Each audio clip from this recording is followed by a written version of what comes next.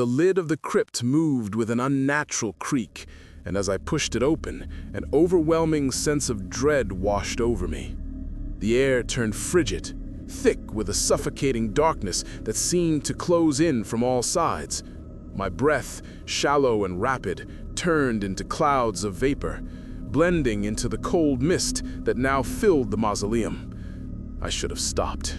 I should have left the crypt sealed, but there I was, standing at the threshold of the unknown, my hand still pressing against the stone. The whispers were louder now, frantic, like a chorus of voices screaming at me to close it, to run. I hesitated, but my body refused to obey. The crypt door slowly creaked open wider. Inside, a strange light flickered, casting grotesque shadows against the walls. I could see nothing clearly, just faint shapes that twisted and writhed, too many to make out. I heard scraping, like claws dragging across the stone. The darkness in the crypt seemed to pulse with a rhythm, like the heartbeat of something long dead, but very much alive. Then I saw it. Movement from within the shadows. A pale hand, skeletal and stretched thin, reached out from the darkness. I froze, my blood turning to ice. My heart stopped for a moment as the hand brushed against the stone edge of the crypt. It felt wrong, unnatural, as if the very air around it was unwilling to touch it. The whispers grew louder, now full of urgency, and the shadows inside the crypt seemed to shift violently. The hand clawed at the edge of the crypt, and with a final, terrible shriek, a figure emerged from the darkness. It was tall, too tall, impossibly so. The body was gaunt, skin stretched over bones, its face barely visible beneath a cloak of shadow. But the eyes, oh God, the eyes. They were black as coal, like deep, endless pits that pulled at my soul. And the mouth, twisted into a grin that was too wide, too full of malice.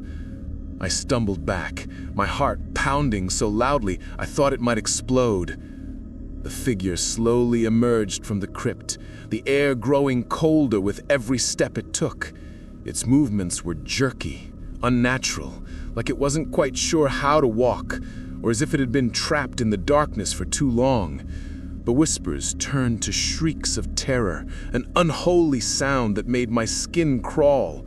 It wasn't just one voice now, it was thousands, all calling out in desperation. But the figure in front of me didn't care. It was looking directly at me, its eyes burning with a terrifying hunger. I turned and ran. The mausoleum, once so still and silent, now felt like a living nightmare. I ran through the dark corridors, but the walls seemed to stretch and bend, making it impossible to find the door. The temperature dropped further, and I could feel the presence behind me, getting closer, its breath cold and sharp against the back of my neck. The whispers followed me, growing louder, becoming a maddening cacophony of voices pleading for my attention. I couldn't outrun it. I knew that much. Whatever was following me wasn't bound by the same rules of space and time that I was. It was getting closer, its footsteps echoing behind me, drawing nearer with every step it took. My heart raced in my chest, but my legs felt heavy, sluggish, like they were weighed down by something far beyond physical exhaustion. I turned a corner, hoping to escape, but there was nowhere to go. The walls seemed to close in around me, and when I glanced back, I saw it, its skeletal form looming in the darkness, moving unnaturally fast. I could feel it closing in, inch by inch, like a predator stalking its prey. Then I felt it, a cold, icy grip wrapping around my ankle. I screamed, trying to pull away, but the grip tightened, dragging me back toward the crypt. I clawed at the ground, trying to break free, but the force pulling me was too strong. It was as if the very earth itself was fighting to drag me into the depths. In a panic, I grabbed the lantern, which I had barely noticed I was still holding, and swung it blindly toward the figure. The flame flickered, but the light seemed to hold it back, just for a moment. The figure recoiled, hissing in frustration, but it didn't stop. The grip on my ankle loosened for just a second, and I took the opportunity to break free. I ran again, stumbling toward the exit, my breath ragged and panicked. The whispers reached a pitch fever, and I could hear them all clearly now, each voice a twisted echo of pain, anger, and sorrow. They filled my head, urging me to stop, to turn around, to embrace whatever horror awaited me in the darkness. I reached the mausoleum door, but it was slammed shut. I pulled on the handle, but it didn't budge. My hands were shaking uncontrollably now, and I could feel the terror rising in my chest. The shadows around me seemed to deepen, stretching and pulling toward me like hungry hands. The figure was closing in again. I could feel its presence, its malevolent eyes watching me, waiting for me to turn around. I had no choice. I turned back toward the crypt. The figure was almost upon me now, its form indistinct in the shadows, but I could feel its eyes, those black pits burning with anger, with hunger. The whispers grew louder, no longer pleading, but demanding. "Come back," they whispered. "You cannot escape." With nowhere left to run, I gripped the lantern tighter, holding it between me and the figure. I didn't know if it would work, but I had no other option. I lifted the lantern high, the flames casting long shadows across the mausoleum. The figure hesitated, its skeletal form flickering in and out of focus. "Stay back," I screamed, my voice shaking with fear, but it didn't listen. The air crackled with energy as the figure lunged at me, its bony hands reaching for my throat. I swung the lantern again, desperate, praying it would stop whatever was coming for me. For a moment, the figure paused. It screeched again, louder now, an unearthly sound that filled the mausoleum. I could feel its hatred, its rage, and I knew, deep down, I wasn't going to escape. But the light from the lantern seemed to push it back, if only for a moment. I ran again, the door now wide open. The wind howled as I escaped into the night, my heart still racing. The whispers faded as I reached the graveyard gates, but the memory of that thing, its hollow eyes, its twisted grin, stayed with me. I had broken the rule, and now there was no going back. I didn't know how I had made it out of the mausoleum alive. My mind felt foggy, as if I had been running for hours. The chill of the night air felt almost surreal, a stark contrast to the suffocating cold I had just escaped. But even as I stood outside the gates of the graveyard, I knew I wasn't safe. Whatever had been in that mausoleum, whatever had followed me, it wasn't finished with me yet. I had no plan. I had no idea what to do. The only thing I knew for certain was that I couldn't go back. The rule, the curse, it was all real. The dead weren't just restless, they were awake, and they were coming for me. I stumbled through the overgrown paths of the graveyard, the wind biting at my skin. I was running on instinct now, a primal fear driving me forward. But the more I ran, the more it felt like the ground was shifting beneath me. The graveyard was no longer the place I had known. It felt alive, as if the earth itself had been disturbed and was now fighting to pull me back into its dark embrace. My breath was ragged, and my legs burned with the strain. I had no idea where I was going. I just needed to get away. But as I reached the edge of the graveyard, something stopped me. I looked up and saw the mausoleum again, looming in the distance. It was as if the thing inside, the figure, had followed me, or worse, was somehow tied to the graveyard itself. The whispers started again, soft at first, but growing louder with every step I took. They were no longer just voices, they were commands, demands. "Come back. "You belong here. Come back." I was running out of time. Whatever had been unleashed, it was gaining on me. The ground beneath me trembled, and I could hear the scratching again, as if something was digging its way out of the earth.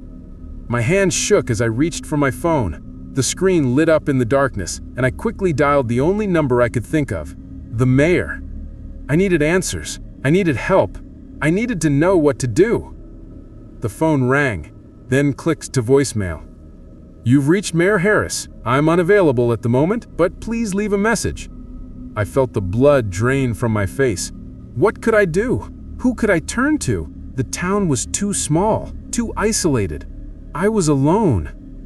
The wind howled again, and I turned around, expecting to see the mausoleum behind me, but it wasn't there. Instead, there was nothing but the emptiness of the graveyard stretching out in front of me. It was like the place had changed again, as if the ground had swallowed it up. My heart raced. Had I imagined it? No. The mausoleum was real. It was there, and it was waiting for me. I had to face it. I had no choice, but I didn't have the strength to go back in. Not alone. I started walking, my feet dragging with each step.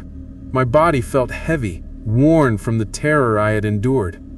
I didn't know what the lantern had done, or how it had managed to hold the figure back for even a moment, but I knew I couldn't rely on the light forever.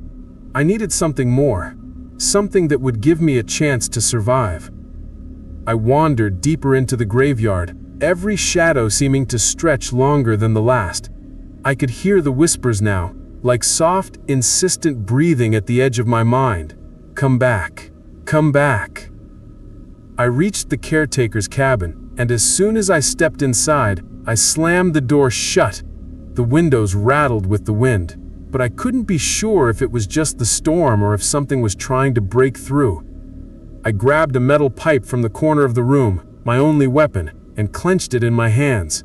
The shadows from outside seemed to reach in through the window, curling like tendrils of smoke. I felt the hairs on the back of my neck rise as I stood by the door, waiting. A knock echoed through the cabin. Slow, deliberate. I didn't move. I couldn't. My body was frozen in place, unable to escape the weight of the silence. The knock came again. Louder this time, followed by a scraping sound, like nails on wood. I backed away slowly, my grip tightening around the metal pipe. I wasn't ready to face whatever it was, but I had no choice. Then, the door creaked open, and the air grew icy. The whispers reached a deafening crescendo, and I knew the figure had found me.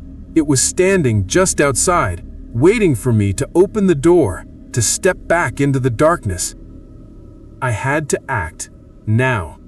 With one swift motion, I swung the metal pipe toward the door, slamming it into the handle.